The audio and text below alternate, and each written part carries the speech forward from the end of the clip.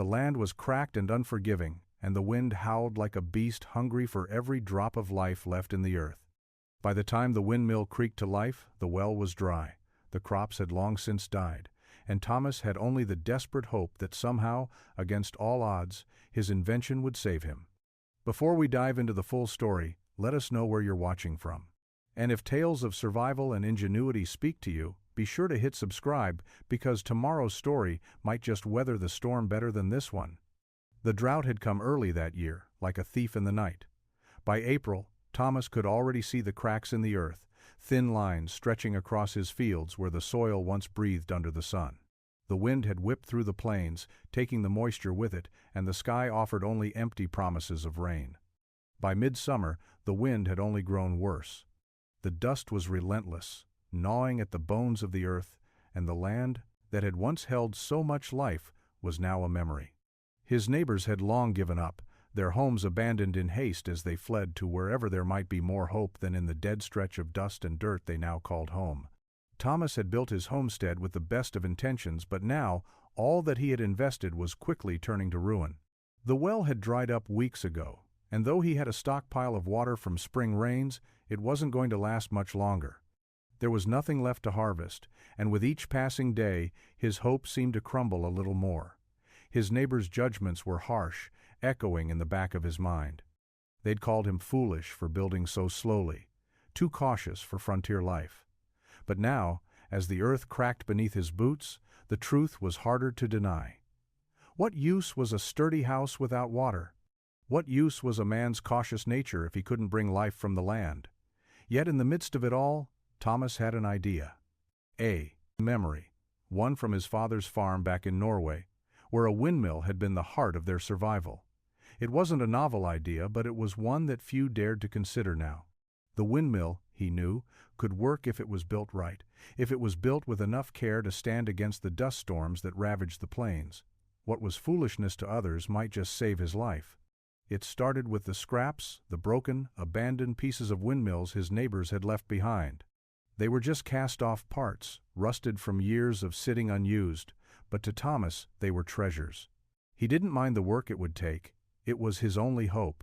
While others laughed or scoffed, he began building. It was a slow process, but for the first time in weeks, Thomas felt a flicker of something that wasn't despair. There was purpose in every turn of the wrench, every time he tightened a bolt, every time he straightened the twisted metal blades. He didn't have the luxury of time, but he had no choice but to make it work. The days were long, and the heat felt suffocating, but there was something almost meditative about the construction. The windmill stood tall, rising against the barren horizon like a lone sentinel. It wasn't pretty, and it certainly wasn't perfect, but it was his. On the 5th day of building, the wind picked up, swirling across the empty plains with an unrelenting force. Dust flew through the air in thick clouds, and for a moment it felt like the world was closing in, like everything he had worked for was about to be swept away. But then, as if on cue, the blades of the windmill began to turn. The wind was merciless, but now it had a purpose. Slowly, the machinery groaned to life, each turn of the blades bringing Thomas one step closer to the water he so desperately needed. He stood there watching, as the windmill continued to turn in the unrelenting dust storm.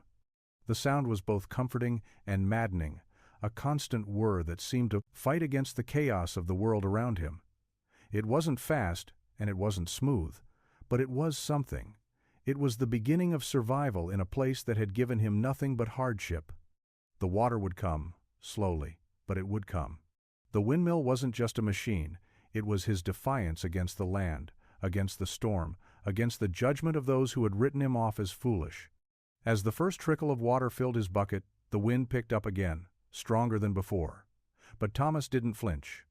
The windmill was working, and in that moment, it was the only thing that mattered. Days turned into weeks, and the windmill continued to hum steadily, a quiet testament to Thomas's stubbornness.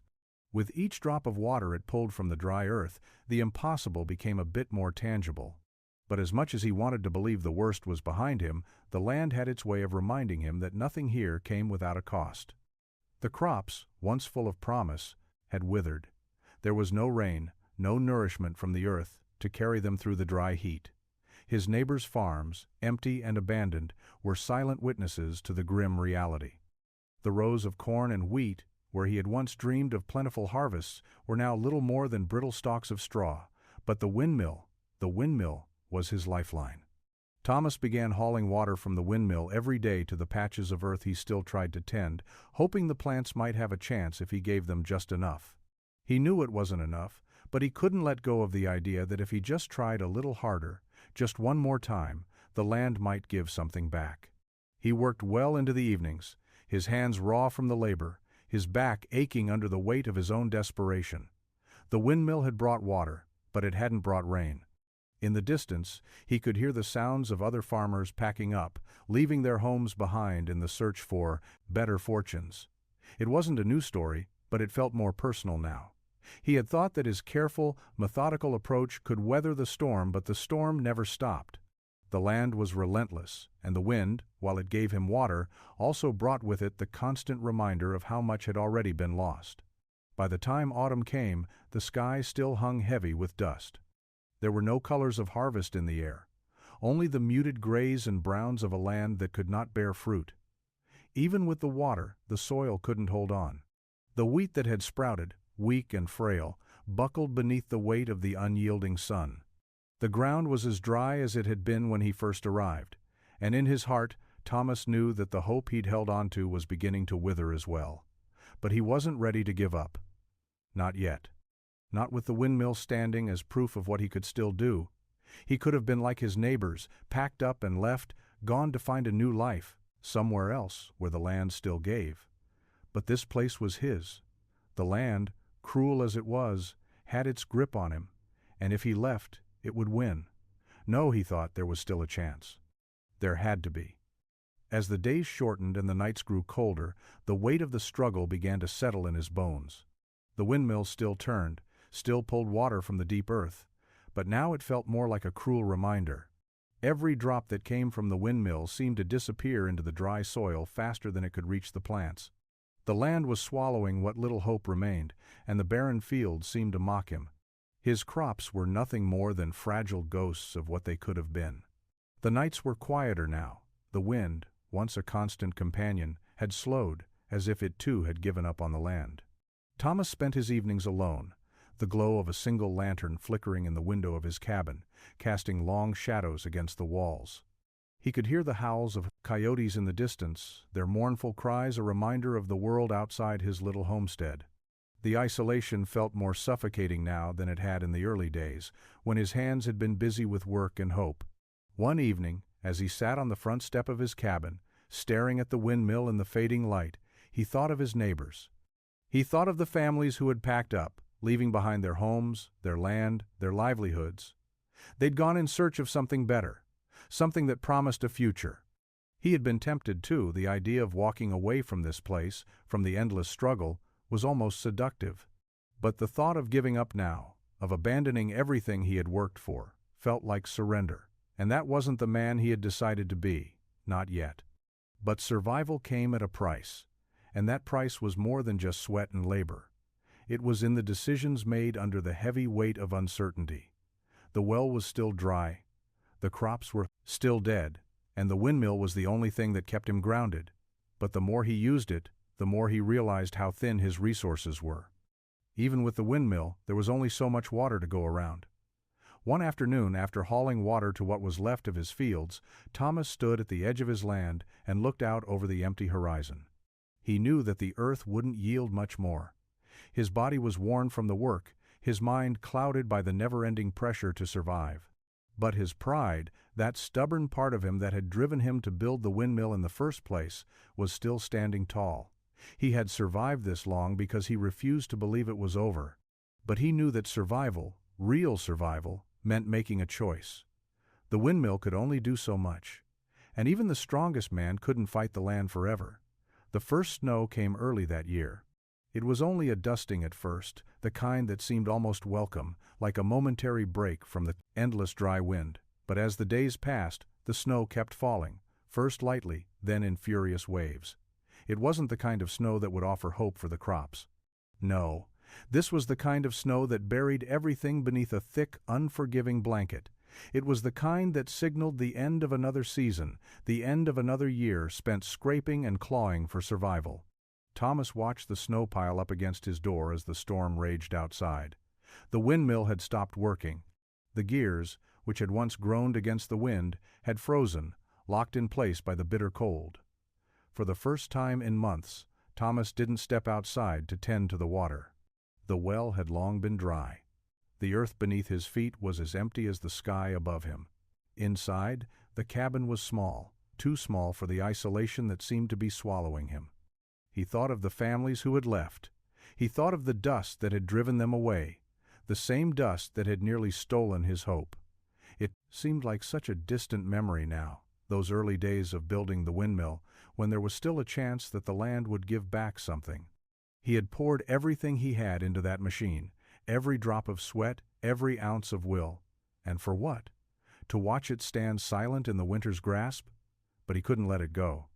Even as the snow covered the land, even as the wind howled around him, he clung to that stubborn streak of survival that had led him here in the first place.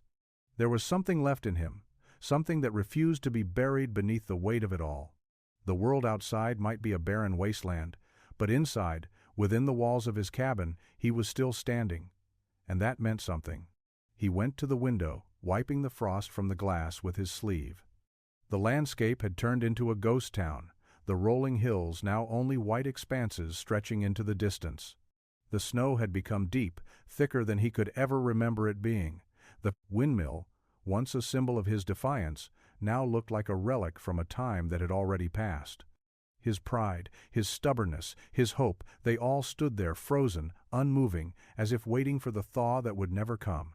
Thomas knew that even if he survived this winter, it wasn't just the weather he had to fight against, it was the slow, grinding erosion of everything he had worked for. The windmill was no longer enough to keep him going. The earth had taken its toll on him, and he could feel it in his bones. He was growing older, his hands more stiff with every passing day. The strength it had taken to build that windmill, to dig the trenches for water, to till the dry land, it was fading. Even now, with the snow piling up outside, Thomas felt the weight of it all press against him. That night, as the storm raged outside, Thomas sat at the table in his cabin, a faint light from the lamp flickering in the corner. His mind drifted back to his childhood in Norway, to the long winters where the wind howled through the mountains, where survival had always been a matter of preparation. His father had taught him that. The old man had known that if you didn't prepare for the worst would come for you, and there would be nothing left to do but endure. That lesson had been drilled into Thomas's mind, shaping everything he had done since he arrived on the plains. He had built slowly, carefully, with the knowledge that someday the world would ask him to withstand something more than he was ready for. And now, that day had come. But there was something different about this fight. There was something in the air, a quiet realization that no matter how hard he fought, no matter how much he held on, survival here was a game that couldn't be won by will alone. The land had already made its decision. The storm outside was proof enough of that. The winter would be long, and it would be brutal. The land would not yield, no matter how much he begged it to. Thomas rose from his seat and walked to the door. The wind howled around the cabin, a constant reminder that nature had no mercy. He opened the door and stepped outside into the snow, feeling the cold bite at his face as the wind slapped him with its icy fingers. The windmill stood before him, its blades frozen in place, its purpose unfulfilled. For a moment, he thought of leaving it there, of turning his back on it, letting it succumb to the same winter that had claimed everything else. But he didn't.